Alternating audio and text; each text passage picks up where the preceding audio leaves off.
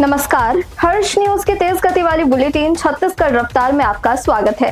चलिए शुरू करते हैं क्षेत्रीय खबरों की तेज बुलेटिन छत्तीसगढ़ रफ्तार। छत्तीसगढ़ के सरगुजा जिले में नायब तहसीलदार ने बीजेपी विधायक पर पीटने का आरोप लगाया है। राजापुर उप तहसील के नायब तहसीलदार तुषार मानिक के अनुसार सीतापुर विधायक और उनके समर्थकों ने उनसे मारपीट की है। तुषार मानिक का कहना है कि विधायक समर्थकों ने धक्का मुक्की की और उनके कपड़े फाड़ दिए। आरोप है कि नायब तहसीलदार ने विधायक की चचेरी बहन की फाइल फेंकी और उन्हें ऑफिस से बाहर निकाला। इसी बात से नाराज समर्थक उग्र हो गए और विवाद हुआ। दोनों पक्षों ने थाने में शिकायत की, जिसके बाद सीतापुर विधायक राम कुमार टोपो और उनके समर्थकों समेत 10 लोगों पर एफआईआर दर्ज हुई है। छत्तीसगढ़ में बिलासपुर कोरबा नेशनल हाईवे पर एक युवती ने चलती कार के सामने रैंप वॉक किया, शैंपेन की बोतल खोलकर मस्ती की और कार की छत पर खड़े होकर अलग अलग पोज देते हुए रील बनवाई। मामला कोनी थाना क्षेत्र का है। जब रील वायरल हुई तो ट्रैफिक पुलिस ने एक्शन लिया। नंबर प्लेट के आधार पर गाड़ी के मालिक की पहचान कर मोटर व्हीकल एक्ट के तहत मामला दर्ज कर लिया गया है। अब यह वीडियो सोशल मीडिया पर तेजी से वायरल हो रहा है। वायरल वीडियो में तुर्की डीह ओवरब्रिज के नीचे युवती चलती कार के सामने रैंप वॉक शैंपेन की बोतल से झाग उड़ाती हुई दिखाई दे रही है।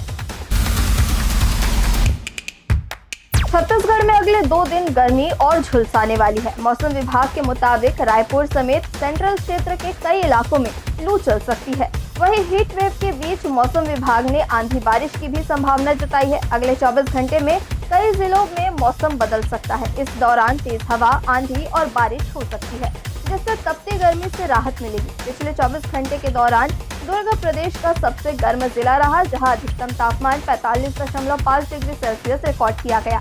वहीं अंबिकापुर में न्यूनतम तापमान 26 डिग्री सेल्सियस दर्ज किया गया। छत्तीसगढ़ के दुर्ग जिले में स्थित भिलाई स्टील प्लांट में 250 टन लोहे की चोरी हुई है, जिसकी कीमत करीब 1 करोड़ रुपए है। पुलिस ने हथखोज और अकलोर डीह इलाके में एक गोदाम में चोरी का लोहा जब्त किया। मामला भिलाई से थाना क्षेत्र का है। बताया जा रहा है कि फ्लाई ऐश के नीचे लोहा छिपाकर प्लांट से बाहर निकाला जा रहा था, लेकिन किसी को भनक तक नहीं लगी। प्लांट की सुरक्षा में सीआईएसएफ के जवान भी तैनात रहते हैं। इसके अलावा पूरे परिसर में सैकड़ों सीसीटीवी कैमरे लगे हुए हैं। पुलिस को शक है कि अंदरूनी मिलीभगत के बिना यह संभव नहीं हो सकता। रायपुर कमिश्नरेट के सभी 21 थानों के मालखानों को एडवांस और डिजिटल बनाया जा रहा है। शुरुआत सिटी कोतवाली थाने से हुई है। जब्त किए गए हर सामान पर यूनिक बारकोड लगाया जा रहा है। बारकोड स्कैन करके ही यह तुरंत पता चल सकेगा कि संबंधित सामान किस केस से जुड़ा हुआ है, उसे कब जब्त किया गया और मालखाने में वह किस स्थान पर रखा गया है। इससे चेन ऑफ कस्टडी मजबूत होगी। खास बात यह है कि ये पूरा सिस्टम जिस सॉफ्टवेयर पर रन होगा उसे छत्तीसगढ़ कैडर के आईपीएस अधिकारी रॉबिन्स ने ही डेवलप किया है। रॉबिन्स अभी नारायणपुर में एसपी है।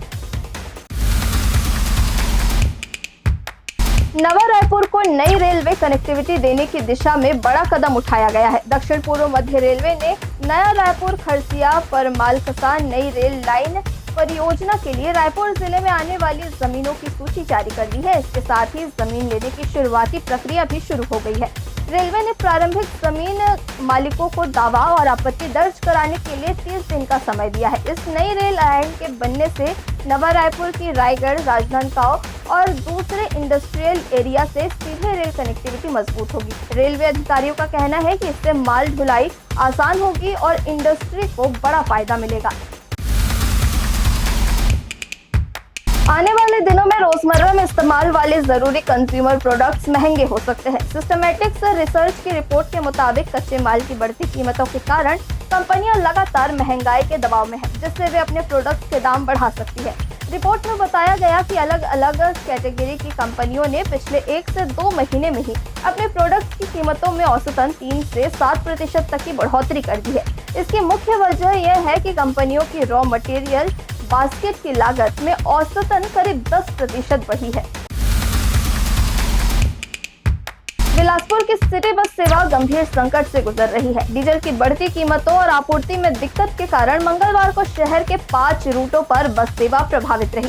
संचालन कर रही बिलासपुर जिला अर्बन पब्लिक सर्विस सोसाइटी के सामने गहरा आर्थिक संकट खड़ा हो गया है। सोसाइटी के नोडल अधिकारी अनुपम तिवारी ने बताया कि भीषण गर्मी में यात्रियों की संख्या घटने से घाटा लगातार बढ़ रहा है।